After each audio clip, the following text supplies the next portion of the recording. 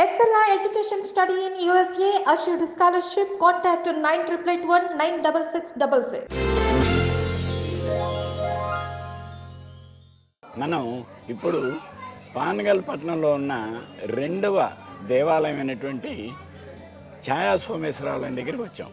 దీనికి గొప్ప ప్రత్యేకత ఉంది. భారతదేశంలోనే ఇలా ఛాయ అంటే శివలింగం మీద ఉదయం 6 గంటల నుంచి సాయంత్రం అస్తమయమయ్యేంత వరకు నీడబడుతుంది. అది ఎవరికి అంతు చెక్కినటువంటి ఒక విచిత్రం.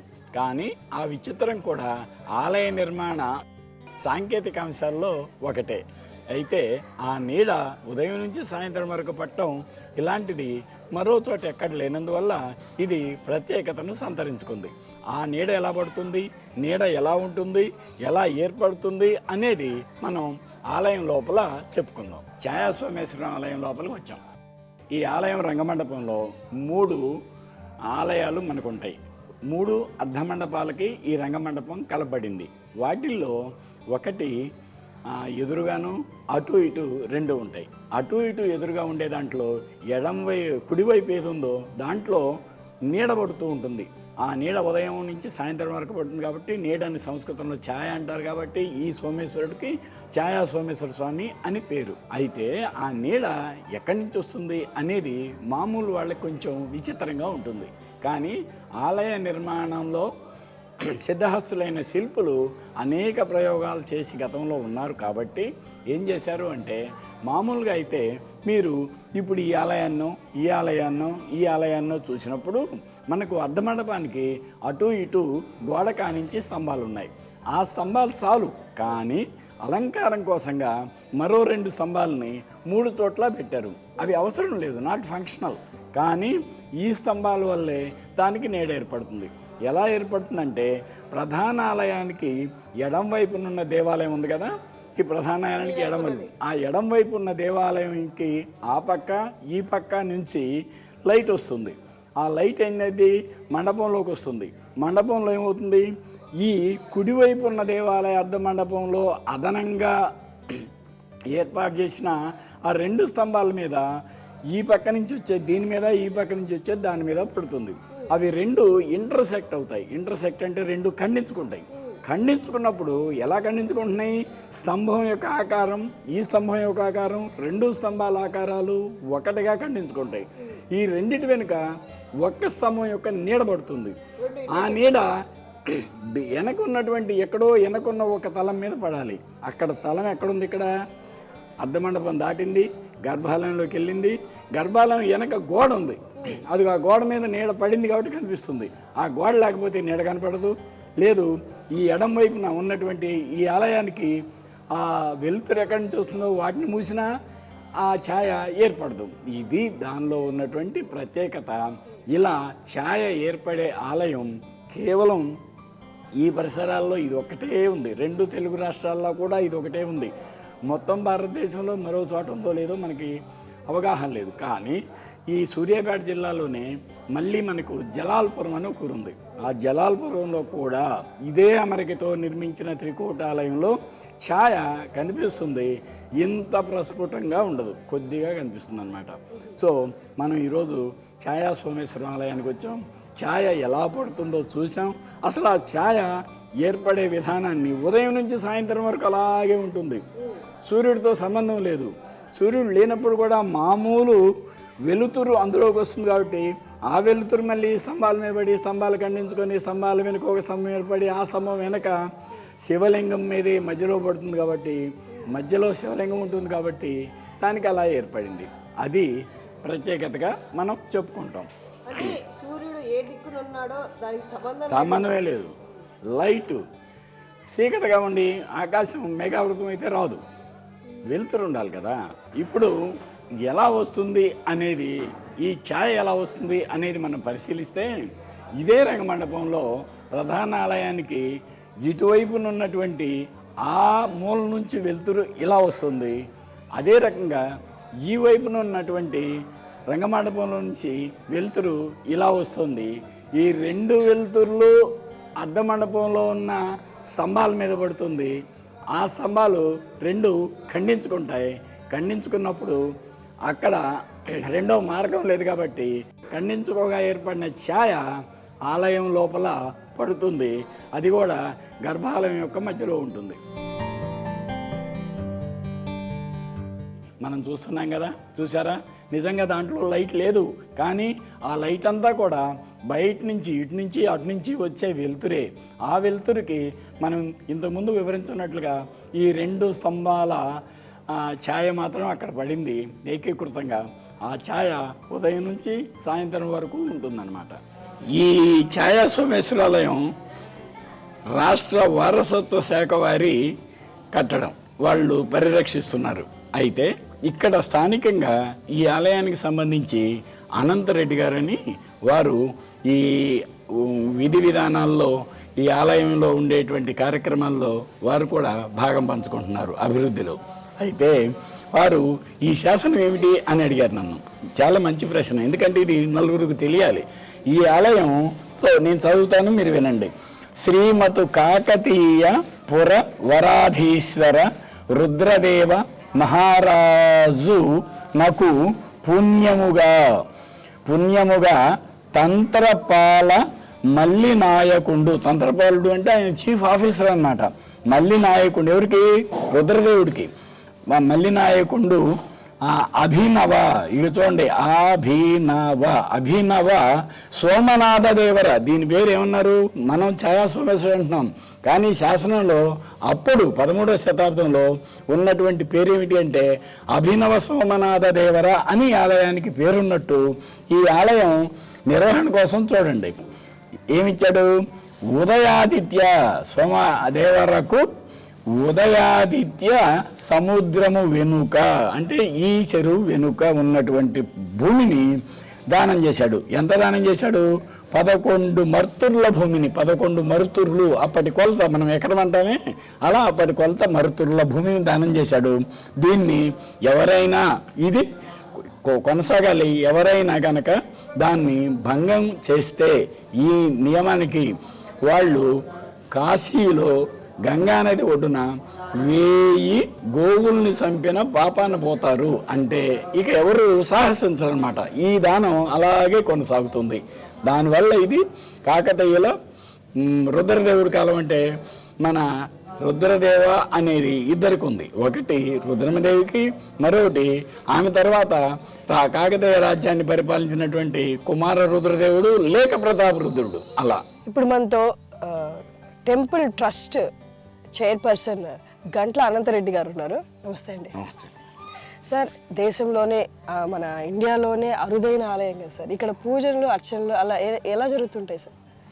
సకల శాస్త్రాలకు వేదమే మూలము అన్నట్లుగా 11, 12వ శతాబ్దంలోనే మిగతా ప్రపంచం అంతా అనాగరికంగా ఉన్న రోజుల్లోనే ఇక్కడ ఛాయాదేవితో శివుడు కొలువైన త్రికూటంతో తులతూగినటువంటి ఈ యొక్క దేవస్థానం మరి 250 సంవత్సరాల సుభిక్షమైన రాజ్యంలో ఆనాడు మరి ఎంత చక్కటి వేదఘోషతోని వర్ధిల్లిందో. దురదృష్టవశాత్తు కొన్ని సంవత్సరాలు ఇది జీర్ణావస్థలో ఉన్న పరిస్థితులలో మేమంతా శివభక్తులము ఒక ట్రస్ట్గా ఏర్పడి, రుద్రసేనగా ఏర్పడి ఈ యొక్క దేవస్థాన అభివృద్ధిలో శక్తి వంచన లేకుండా మా వంతుగా మేము ఇది రాష్ట్ర పురావస్తు శాఖ పరిధిలో ఉన్నది. ఇప్పుడు డాక్టర్ ఈమని శివనాగిరెడ్డి లాంటి పెద్ద మనుషుల యొక్క సహాయ సహకారాలతో, వారి యొక్క సలహాలు సూచనలతోని ఇక్కడ ప్రాచుర్యం ఎక్కడ కూడా దెబ్బతినకుండా, అదేవిధంగా భక్తుల యొక్క మనోభావాలు కూడా దెబ్బతినకుండా ఈ రెండింటిని బ్యాలెన్స్ చేస్తూ గత 20 సంవత్సరాల నుండి ఈ దేవస్థానంలో మీ భాగస్వామ్యం అయినాం. ప్రధానంగా తొలి ఏకాదశితో మొదలుకొని కార్తీక పౌర్ణమిలో కొన్ని లక్షలాదిగా వస్తారు. ఇక శివరాత్రికి అయితే ఒక 4 రోజులు మహాజాతర జరుగుతుంది. సుమారు 4 నుంచి 5 లక్షల మంది భక్తులు వస్తారు. స్వహస్తాలతో స్వామివారిని అభిషేకించుకుంటారు. తర్వాత ఆ ఛాయాదేవి వరం కొద్దీ శివుడిచ్చిన వరం కొద్దీ ఎదురుగా సూర్య దేవాలయము, ఇక్కడ విష్ణుమూర్తి కొలువైనటువంటి యొక్క అరుదైనటువంటి శివకేశవ నిలయం కాబట్టి ఈ దేవస్థానానికి భక్తులు ఈ మధ్యకాలంలో తెలంగాణ నుండే కాకుండా వివిధ రాష్ట్రాల నుండి కూడా వచ్చేసి స్వామివారిని అర్చించుకొని అక్కడ ఎదురుగా ఉన్న కృష్ణ పుష్కరంలో స్నానం ఆచరించి వాళ్ళు స్వామిని అభిషేకించుకొని అర్చించుకొని ఇక్కడ ఉన్న ప్రకృతి పారవస్యాన్ని పొందుతూ ఇప్పటికీ ట్రస్ట్ ఆధ్వర్యంలో సుమారు 2000 యజ్ఞయాగాలకు సంబంధించిన మొక్కలు నాటినాం. ఇక్కడ అన్యాకృతమైన భూముల్ని కూడా కాపాడుతూ వాటికి ఫెన్స్ వేస్తూ కూడా వస్తున్నాము. ఇంకా ప్రభుత్వం కూడా దృష్టి సారించి ఇంకా ఇది ఈ మధ్యకాలంలో ఒక కొత్త శుభవార్త విన్నాము. ఇది యునెస్కో కూడా ట్యాగ్ అయినట్టుగా ఇప్పుడే డాక్టర్ శివనాగిరెడ్డి గారు, తర్వాత మరి డిపార్ట్మెంట్ సైడ్ నుంచి రాముల్ నాయక్ గారు కూడా డిప్యూటీ డైరెక్టర్ గారు కూడా వెల్లడించడము చాలా శుభ సంతోషము. మరి ఇలాంటి పెద్దల సహాయ సహకారాలతో మా నల్గొండ గౌరవ మంత్రివర్యులు అయినటువంటి కోమటిరెడ్డి వెంకటరెడ్డి గారు కూడా ఈ యొక్క దేవస్థానం పట్ల చాలా అచంచలమైన భక్తిభావంతో ఉన్నారు. మరి ఇది యునెస్కో గుర్తింపు వచ్చి ఇక్కడ నిక్షిప్తమైనటువంటి శిల్ప సంపద కానీ ఇక్కడ ఉన్నటువంటి 1000 సంవత్సరాల నాటి యంత్రశక్తి కానీ ఇదంతా కూడా విశ్వవ్యాప్తం కావాలని చెప్పేసి మేమందరం కూడా ఆశిస్తూ ఉన్నాము, అటువైపుగా అడుగులు వేస్తూ ఉన్నాము. సహకరిస్తున్నటువంటి భక్త మహాశయులందరూ కూడా ఈ యొక్క అధికారులందరికీ కూడా ఇది పురావస్తు శాఖలో ఉంది, ఎండోమెంట్లో ఉన్నది, అలాగే మనకు టూరిజంలో కూడా ఉన్నది. అన్ని శాఖల అధికారులకు కూడా ఈ యొక్క సందర్భంగా మేమందరం కూడా ధన్యవాదాలు తెలియజేస్తూ ఉన్నాం. సార్ ఇక్కడ మనకు కనిపిస్తున్న కొలని శివగంగా అని కూడా అనేవాళ్ళంట కదా సార్. ఇప్పుడు ఈ కొలనికి ఆలయానికి ప్రత్యేకత ఏంటి సార్, సంబంధం ఏంటి సార్? ఇక్కడ 2008లో జరిగినటువంటి ఇక్కడ ఒక అప్పటి మాజీ ఐఏఎస్ అధికారి అయినటువంటి ముక్తేశ్వరరావు గారు కలెక్టర్ గారు ఉన్న రోజుల్లో ఈ యొక్క పుష్కరిని కూడా వారు ఇదంతా ఎన్క్రోచ్మెంట్ ఉండే మేడం, వారి ఆధ్వర్యంలో అప్పుడు ఈ పుడిక తీయడం ఇదంతా కూడా అప్పుడు జరిగింది. తదుపరి 2016లో వచ్చిన కృష్ణా పుష్కరాల్లో దీన్ని కృష్ణా పుష్కరిణి కింద కూడా అభివృద్ధి చేయడం అనేది జరిగింది. ఇక్కడ ఈ నీరు అనేది శ్రీశైలం నుండి నాగార్జున సాగర్ ద్వారా ఎత్తిపోతల నుండి మనకి ఉదయ సముద్రం ఏదైతే ఈ యొక్క దేవస్థానాన్ని నిర్మాణం జరిగినటువంటి రాజవంశస్థులే ఆ కాలంలోనే ఇక్కడ ఉదయ సముద్రం చెరువును వారే తవ్వించారు. ఆ ఉదయ సముద్రం లెవెల్కి ఈ పుష్కర్ని యొక్క లెవెల్కి లోపల ఉన్న మూల విరాట్ లెవెల్కి సంబంధాలు ఉన్నాయి. ఇది ఒక అద్భుతమైనటువంటి ఇంజనీరింగ్ తో నిర్మాణం కాబడినటువంటి దేవస్థానం. ఆ రోజుల్లో ఏ సిద్ధాంతాలు లేనప్పుడే ఇది ఒక అద్భుతంగా 1000 ఏళ్ల కిందనే ఒక అద్భుతమైనటువంటి ఇంజనీరింగ్ అనే దాన్ని ఇక్కడ ఎన్నో మహిమలకి ఎన్నో అద్భుతాలకి రహస్యాలకి నిలయం ఈ ఛాయా సోమేశ్వర స్వామి దేవస్థానం. ఇందులో నుంచి గంగమ్మ అంతర్వాహిని రూపంలో వెళ్ళి మన కింది 3 మెట్లు ఉన్నాయి. కింది మెట్టు ద్వారా శివుణ్ణి 24 గంటల్లో గంగమ్మ అభిషేకిస్తూనే ఉంటది. గర్భగుడిలో నిరంతరము ఈ యొక్క కొలంలో నుంచి మనకు గర్భగుడిలోకి అంతర్వాహిని ప్రవాహం అనేది 1000 సంవత్సరాల కింద నుంచే ఉన్నది. మనకు కనిపిస్తూ ఉంటది మనకు స్పష్టంగా వచ్చే లెవెల్ తక్కువ ఉంది. ఇప్పుడు వాటర్ లెవెల్ స్పష్టంగా ఉన్నప్పుడు మనకు ఒక ఫ్లో లాగా నడుస్తూ ఉంటది. 24 గంటలకు సహజ సిద్ధమైనటువంటి అభిషేకం ఆయనకు గంగమ్మ అభిషేకిస్తూనే ఉంటది.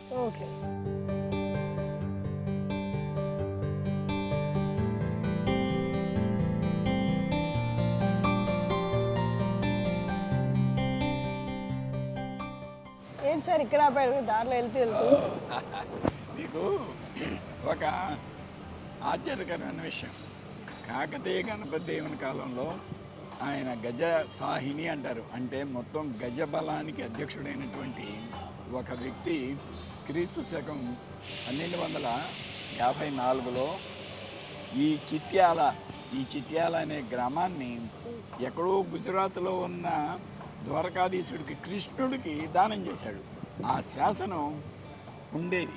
అలాంటి శాసనం ఏమైందంటే ఇదివరకు శిథిలాలయం దగ్గర ఉంటే తీసుకొచ్చి ఇక్కడ పెట్టుకున్నారు గ్రామస్తులు. ఇక్కడ రోడ్డు పక్కన అదిగో అక్కడ రండి. అయితే దీని పక్కనే ఈ పాల పథకం ఉండటం వల్ల క్యాన్లు పెట్టేది, నీళ్లు పెట్టేది, కుళాయి ఉండేది, ఇదంతా దీంతో ఇలా ఉంది. దీన్ని ఇలా చేస్తున్నారు వాళ్ళు. నార్మల్ రాయిలా వాడేస్తున్నారు. అవునవును.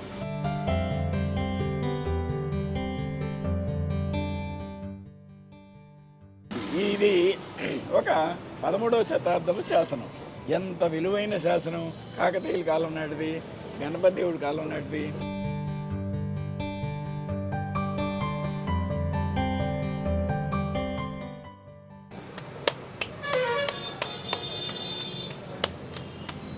ఇదిగో మళ్ళీ సూర్యచంద్రులు సూర్యచంద్ర.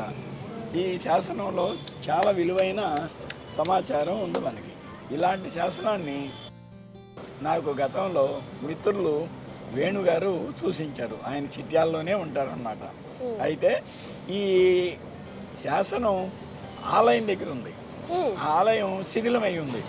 అది మన హైదరాబాద్ నడికుడి రైలు మార్గం పక్కనే, ఇక్కడే చిట్యాల రైలు మార్గం పక్కనే ఉందన్నమాట. దీన్ని పదిలపరచాలి అని మిత్రుని కోరిక. ఆయన ఇక్కడ ఉన్నటువంటి మున్సిపల్ వాళ్ళతో కూడా మాట్లాడాడు. త్వరలో దీన్ని తీసి కనీసం పురపాలక శాఖ కార్యాలయంలో భద్రపరుద్దామని అనుకుంటున్నాం. ఇంతకుముందు చిట్యాల పట్టణంలో ప్రధాన జాతీయ రహదారిపై ఉన్నటువంటి ఒక శాసనాన్ని చూసాం. అది కాకతీయుల కాలం నాటిదని కూడా తెలుసుకున్నాం. ఆ శాసనం గతంలో ఇదిగో ఈ శిథిలాలయం దగ్గర ఉండేది. ఇది ఆ రోజుల్లో అంటే 13వ శతాబ్దంలో ఆ చిట్యాల అనేది ఇక్కడ ఉండేది. రాను రాను ఘాటు తరలిపోయిందనమాట. అయితే ఇక్కడ ఏముంది కదా అని మేము వస్తే ఈ శిథిల ఆలయం ఒకటి ఉంది. దాని ముందు గర్భాలయం అర్ధ మండపాలు పడిపోయాయి. రంగమండపం 3 అంకణాలు మాత్రమే ఉంది, మరో అంకణం పడిపోయింది. ఇందు లోపలికి వచ్చి చూస్తే ఏమున్నాయంటే ఒక పెద్ద పీఠం ఉంది. పీఠం మీద నెమలి బొమ్మ ఉంది. నెమలి వాహనంగా ఉన్నది ఎవరికి? షణ్ముఖస్వామి లేక కుమారస్వామి అంటాం మనం. ఆ కుమారస్వామి బొమ్మ ఉంది. అయితే పైనున్న పీఠంలో కుమారస్వామి పాదాలు అటు ఇటు ప్రభామండలం ఉంది కాబట్టి వల్లి దేవసేన విగ్రహాలు కూడా ఉండుంటాయి. ఇక్కడున్న వాటిల్లో మరో విగ్రహం కనిపించింది.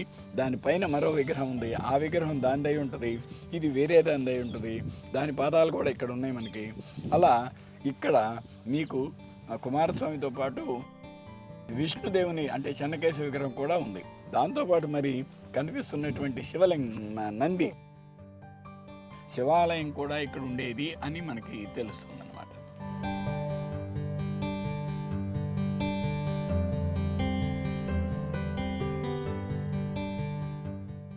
విజయవాడ హైదరాబాద్ జాతీయ రహదారిలో చిట్యాల దాటిన తర్వాత పెదకాపర్తి అని ఒక విలేజ్ ఉంటుంది. ఆ పెదకాపర్తికి వెళ్ళే దోవలో జాతీయ హైవే పక్కనే ఒక శిథిల దేవాలయం కనిపిస్తుంది. ప్రస్తుతం మండపమే ఉంది, కానీ ఇది ఈ జాతీయ రహదారి వేసేటప్పుడు గర్భాలయం, శిఖరం, ముందు మహామండపం, ప్రవేశ మండపంతో ఉండేది. అది నేను బాగా చూశాను అన్నమాట. అయితే ఈ జాతీయ రహదారి ఈ కాకతీయుల ఆలయాన్ని మింగేసింది. ఎందుకు అంటే అది అడ్డం వస్తుంది కదా అని తొలగించారు. తొలగించి కూడా కనీసం భద్రపరిస్తే బాగుండేది.